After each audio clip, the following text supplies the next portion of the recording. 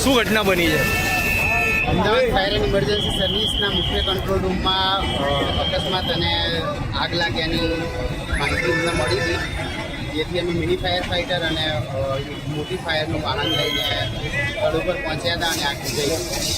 કેટલા માણસો ઇન્જર્ડ થયા છે? કોઈ જાનહાની કે એવું કંઈ?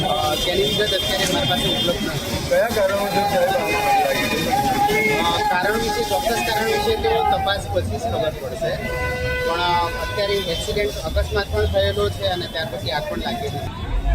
JBM 36 કંપની બસ ઇસ્કોનથી ઓઢવ તરફ જઈ રહી હતી અને આ બસના ડ્રાઈવરે કોઈપણ કારણસર કંટ્રોલ ગુમાવ્યો. આ તમામ માહિતી પ્રાથમિક માહિતી છે જે અત્યારે ઉપલબ્ધ થયેલી છે.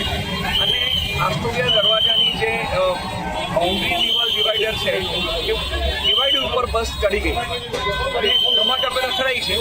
એટલે એમાં નીચે આ ઇલેક્ટ્રિક બસ છે એટલે બસમાં નીચે આગ થોડી પકડીને ધુમાડા નીકળ્યા હતા. પેસેન્જરો બધા તરત બહાર નીકાળી દેવામાં આવેલા છે.